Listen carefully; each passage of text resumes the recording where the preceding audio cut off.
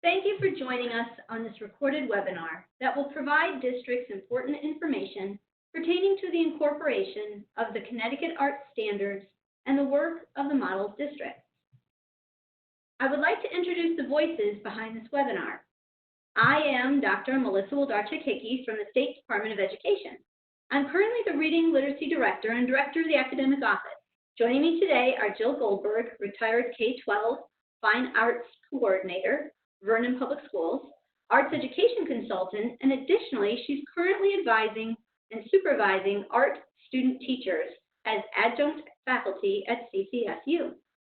Cindy Parsons, K-12 Director of Visual Arts, Glastonbury Public Schools. Margaret Fitzgerald, Curriculum Coordinator and Teacher, Brookfield Public Schools. Jill led the CAST Model District project work as a visual art consultant. The Glastonbury and Brookfield school districts were two of the model districts that created and developed curricular work as participants in the project. In this webinar series, we will continue to share the work of the model district. We have created a series to assist schools and districts in better understanding the history and background of the Connecticut Arts Standards and Connecticut Arts Model curricular work, building an understanding of the Connecticut Arts Standards and the required instructional shifts to implement, and engaging in a process of creating standards-based curricula, instructional materials, and resources. This is webinar 4. The intent of this webinar series is to provide a dynamic professional learning experience. We have deliberately incorporated breaks into these webinars so that participants are engaging in the learning. The webinar will be paused for participants to complete meaningful activities. Therefore, individuals leading this work should prepare accordingly by analyzing materials and timing the webinars based on the needs of the participants. Please note that each activity will take about 15 to 30 minutes to complete. All materials can be found on the dedicated CSDE Arts webpage. Let's take a moment here to provide a brief background and review of the 2018-19 webinars. Webinars 1, 2, and 3 led participants sequentially through the following: understanding the history and background of the Connecticut Arts Standards. 2, engaging in the standards to assist in building an understanding of the standards and the instructional shifts. 3, beginning the process of developing a standards-based instructional unit using the unit template. 4, following the model district process by identifying the unit to be developed, writing a brief description, and selecting the standards to be addressed. 5, identifying the corresponding enduring understandings, EUs, and essential questions, EQs, creating learning objectives and outcomes. Our goal of these webinars is to provide districts with Connecticut Arts standards-based information and practice. All previous, current, and future webinars, along with several resources, can be found and accessed on the CSDE website. As a result of webinar 4, you will review the work accomplished previously in this webinar series, analyze the unit purpose and alignment to district scope and sequence of student learning objectives, complete summative assessment and student scoring rubrics. Please note, we will be referring to the NCAS website throughout this webinar, and you will be using it as a resource for your work. The NCAS website is www.nationalartsstandards.org. Building a foundation for standards-based curricula development. This is a 3-step process developed and followed with the model districts, and from which our webinar series is based. Step 1, develop a standards-based instructional unit. This process was presented in the previous 3 webinars. It is based on a UBD or Understanding by Design model, where learning goals, standards, and objectives are established first, and through backwards design, the unit is built around that. All templates and resources that are being shared are available on the CSDE website. Step 2 is designed to develop a summative assessment with rubrics. The assessment is created with measurable rubrics for each criteria and level of achievement for the standards-based instructional unit. It falls approximately midway through the backwards design process. Step 3, develop a district scope and sequence from the instructional units. This will provide you as a district to each enter the information from your unit into the scope and sequence to see and understand the development of student learning for your program. This will be useful for the following. You can use this in the process to continue to develop a K-12 scope and sequence for your program. The components will align with any district template. This webinar series is designed to sequentially lead you through each of the steps in the process to build a foundation for standards-based curriculum development. The scope and sequence development will be covered in the final webinar later this spring. As a review from Webinar 1, the model districts engaged in understanding a three-step process to build a foundation for curriculum development. Webinar 2 led us to begin the development of a standards-based instructional unit using the model unit template above, which is step 1 of the process. Webinar 3 assisted you in identifying enduring understandings and essential questions. As mentioned earlier, all of the components included in the process are included in district curriculum development in some form or another. While reviewing the work of the model districts on the CSDE website, you will find samples of benchmarked, grade, and high school proficiency level instructional units. To begin step 1 of the process, each benchmark level started the development of a standards-based instructional unit. Let's review how we define a unit here. A unit here has defined outcome expectations with a sequence of instructional learning activities. These learning activities will lead students to attaining established learning objectives in order to meet the outcomes and can be assessed. The unit template, as is shown in this slide and from which you are working, is based on a UBD Understanding by Design model or protocol where, first, learning goals are set. In this case, it will be the standards. Specific unit learning objectives are established to align with the standards. The summative assessment with rubrics is then designed to measure how and to what level students attain the objectives, and then through backwards design, build the instructional learning activities and resources around that. Continuing the review of the previous webinars, here is the visual art grade 2 example that we have used in the previous webinars with the unit description and standards that are addressed in this unit. Remember that we should limit the number of standards being addressed to 2 to 3 that will drive the unit, and at least 2 of the artistic processes are addressed within your unit plan. Please identify the standards that will drive the unit, not just all the standards that fit the unit.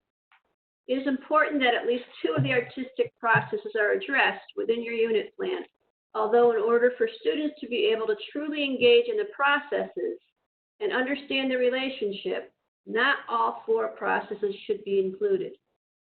Click on the first link to the National Arts Standards to find the standards in all 5 arts disciplines: visual art, music, theater, dance, and media arts. This site allows you to search by discipline and can be sorted by grade level performance standards. An alternative format of the music standards can be found by clicking on the NAFB link. The standards were then aligned with the corresponding enduring understandings that this unit focuses on. And then moving forward with this grade 2 unit, the essential questions were identified, connecting to those enduring understandings and standards. We want to take a moment here to reflect on and emphasize the importance of the focus to be on the purpose and the why to student learning. Will the learning objectives align with the performance standards? And what do we want students to know and be able to do? In this webinar, you will learn how to develop a summative assessment with rubrics that will measure how well students meet learning objectives. We will spend a few minutes here to review the final work we engaged in webinar 3. In Webinar 3, we created learning objectives as the next step in the development of the standards-based instructional unit. Learning objectives, or learning outcomes, are undoubtedly the most important component of an instructional unit. They clearly identify what we want students to know and be able to do. If we can't identify specifically what we want the students to know and be able to do, how will students ever know what they should know and be able to do? Learning objectives or learning outcomes should be measurable and articulated based on student behaviors.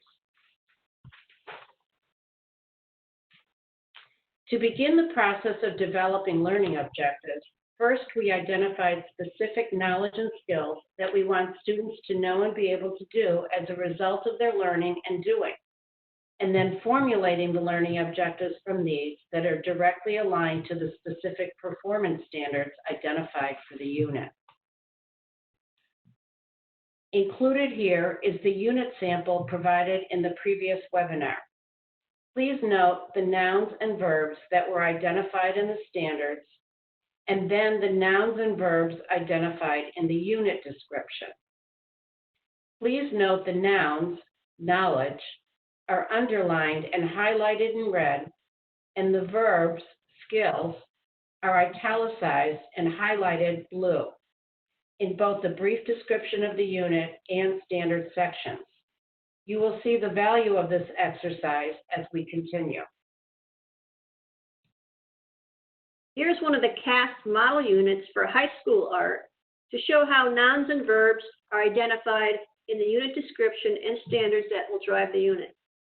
Again, red underlined words are the nouns, and those that are blue in italics are the verbs. Here is the General Music Grade 4 sample unit. Please note the nouns and verbs that were identified in the standards, and then the nouns and verbs identified in the unit description. Again, please note the nouns, knowledge, are underlined and highlighted in red, and the verbs, skills, are italicized and highlighted blue in both the brief description of the unit and the standards section. Again, you will see the value of this exercise as we continue. Please note the example for visual arts. I have provided a sample grade 3 performance standard from the unit sample in slide 16. I have highlighted the nouns as specified in the standard and the same for the verbs. Then I wrote them into the unit template section that says knowledge, standards, and skills standards appropriately. Please note the example for music. I have provided a sample grade 4 general music performance standard. I have highlighted the nouns as specified in slide 18 and the same for the verbs. Below that is a sample of the section in your unit template completed according to the performance standard. Please go ahead now and pause the webinar to enter the appropriate nouns and verbs in the knowledge and skills section in your unit template that you have highlighted in your standards. Now we will add unit-specific knowledge and skills through both nouns and verbs that align directly to the nouns and verbs we have identified in the standards. We know that the standards are conceptually based and do not include any mention of media, subject matter, specific content, as well as elements and principles, all of which are knowledge and skills for which we want all our students to know and be able to do. We will be aligning these important and crucial components to the conceptual ideas of the standards. Please see my example on the slide. I have used the same grade 3 level performance standard and included the knowledge and skills identified in the standard.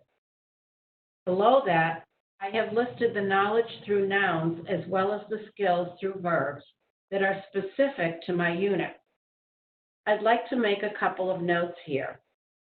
First, several of the nouns and verbs I have included here for my unit came directly from the brief description of the unit, which is found in the sample on slide 16, as well as here in the middle section in this slide. And I have included verbs that came from the process components. You can find process components placed horizontally along the far left side of the standards in the visual arts section. Lastly, it's all right to repeat nouns, verbs that are included in both the standards and unit sections, as you will notice that I have as well. Finally, by aligning your unit-specific nouns and verbs to your standards, you have established, confirmed, and substantiated a standards-based instructional unit. This will also become clearer as we develop the learning objectives from these.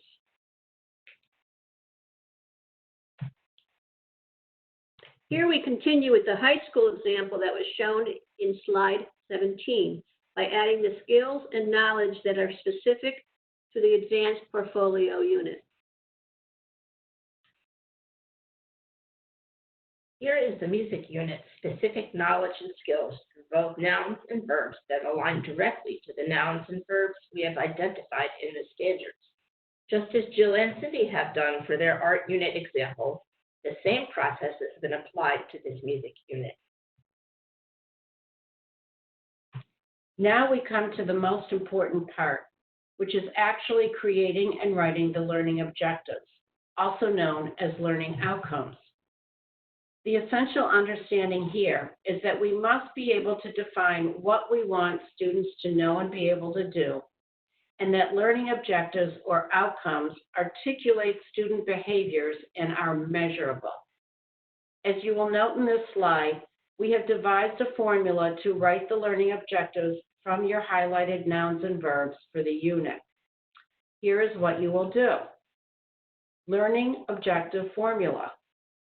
Students will know nouns plus verbs, be able to do, skills, equal a learning objective. 1. Write corresponding knowledge, nouns, and skills, verbs that you want students to know and be able to do from the unit. 2. Combine the knowledge, nouns, and skills, verbs to write the learning objective, outcome. Here is my example from the nouns and verbs I had identified from my unit. Please note, I have begun the objectives by stating students will, because as was previously mentioned in the learning objectives must be student-based. They are about what the students need to know and be able to do as a result of the unit. And each of these 4 objectives is measurable.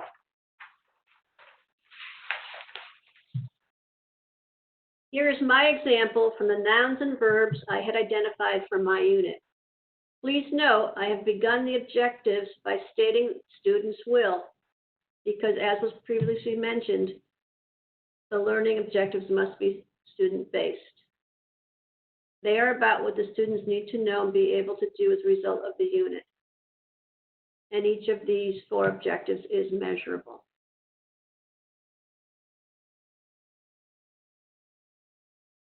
Here is my example from the nouns and verbs I identified from my music unit. Please note I have begun the objectives by stating students will, because as was previously mentioned, the learning objectives must be student-based. They are about what the students need to know and be able to do as a result of the unit. And each of these 4 objectives is measurable. Please pause the webinar and take a few minutes to either review the learning objectives you created from the previous webinar or to create new learning objectives as is appropriate to where you are in the process. Please refer to Landscape Visual Art Grade 3 Unit Sample. This document can be downloaded from the CSDE website. It is located in the same place as this webinar. It takes you through the Learning Objectives section of the template to review and understand the process you have continued to date. We now come to a very important part of the process in developing a standards-based instructional unit, which is to develop the summative assessment, which will show how well students are able to demonstrate how well they met the learning objectives you just designed. In the backwards design or UBD model, as once the learning objectives have been established, rubrics are developed to define specifically what students know and were able to do, and to what level of achievement as a result of their learning. Summative assessments measure how well students achieved and performed to meet the learning objectives. Following this, again to support the backward design method, the instructional plan, along with activities, resources, etc., are designed that will lead students to successfully meet the objectives. The instructional plan will be the focus of our next webinar, number 5. You will design a summative assessment which is measurable. I'm going to start that paragraph over. You will design a summative assessment with measurable rubrics for each criteria and level of achievement for the standards-based instructional unit. You will find the link to this template posted with this webinar.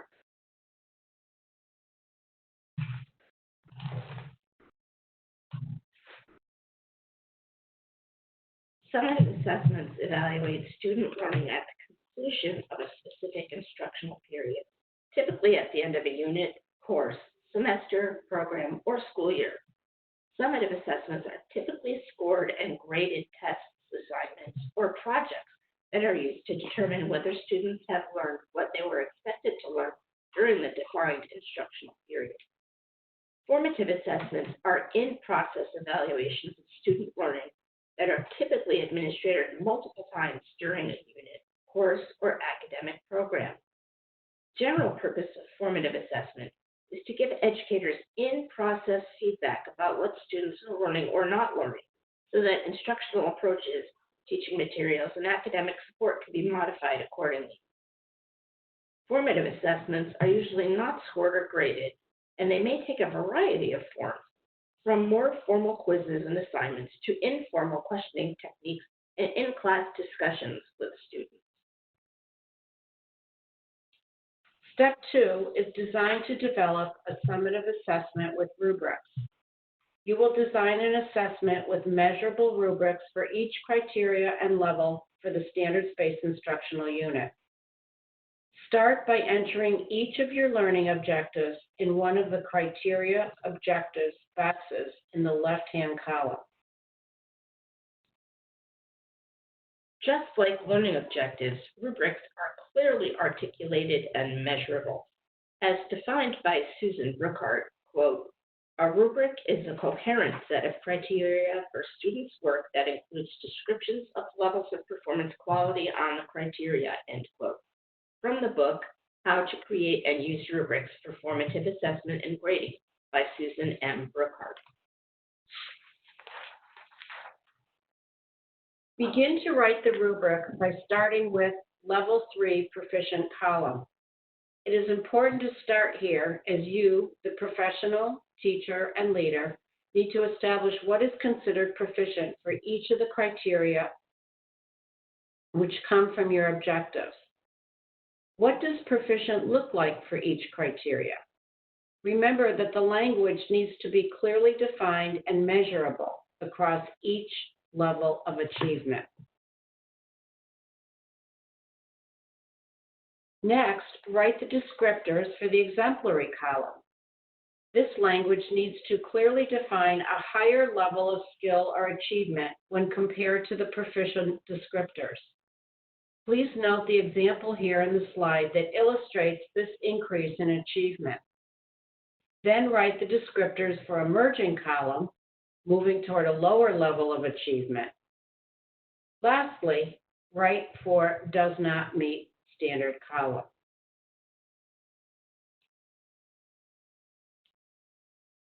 This slide is to clarify the difference between summative assessment with formative assessment.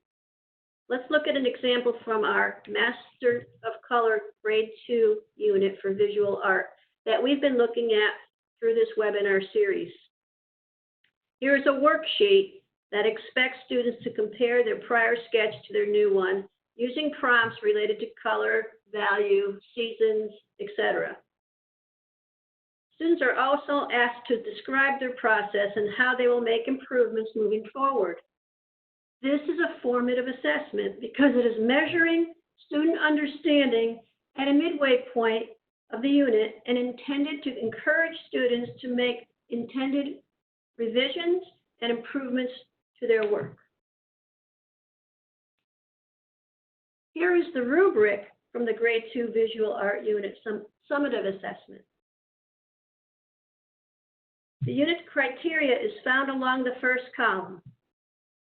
The measurable and observable levels of achievement are articulated through the rubrics. The summative assessment can be found in the CAST Model Units projects on the Connecticut SDE website.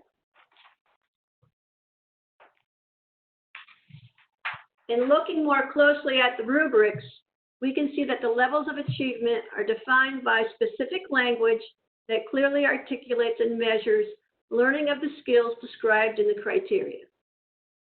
Here is one of the objectives that is measuring student reflection and feedback. The skills are defined across the levels by how students are able to demonstrate these skills. You can see the differences between exemplary and proficient relate to realistic changes and subtleties. Moving to the emerging level, we can see that the feedback is specific to technical or limited improvements. If you look back at the column for does not meet standards, you will see that feedback was not used to improve value in the final painting. Please note that the underlined red words are examples of clearly articulated and observable language. Here is the rubric for the general music unit. As was discussed before, I started with defining clearly what level of performance would be considered proficient. I tried to make sure that this rubric could be used by someone else rating my students' work. It is important to make sure that the proficient level is really your goal level for your students. That is where most of your students will score. Those who truly excel will be exemplary. Exemplary is just not attaining the goal, it is exceeding it. Number 1, next, write rubrics for exemplary column. Number 2, then write for the emerging column. Number 3, lastly, write for does not meet standard column. Stay tuned for Webinar 5 coming in the spring of 2020. Now that we have clearly defined what we want students to know and to be able to do, Webinar 5 will continue the backwards design unit process by developing the instructional plan and strategies that will lead students to successfully meeting learning objectives and assessment criteria.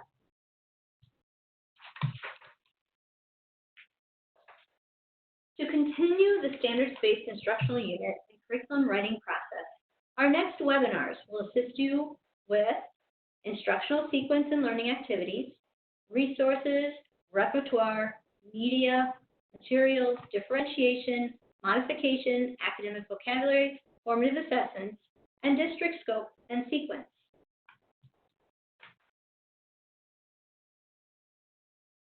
Save the date. This summer, the Connecticut Arts Institute will be offered once again. This is a wonderful opportunity for arts educators, administrators, and others to work on district and classroom curriculum, instruction, and assessment as best fits their individual needs, and or continue work that was begun from this webinar series.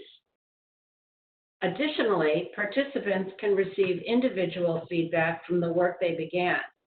For those who have begun the work from these webinars, we plan to continue to lead, instruct, and provide support through the remaining steps of the process.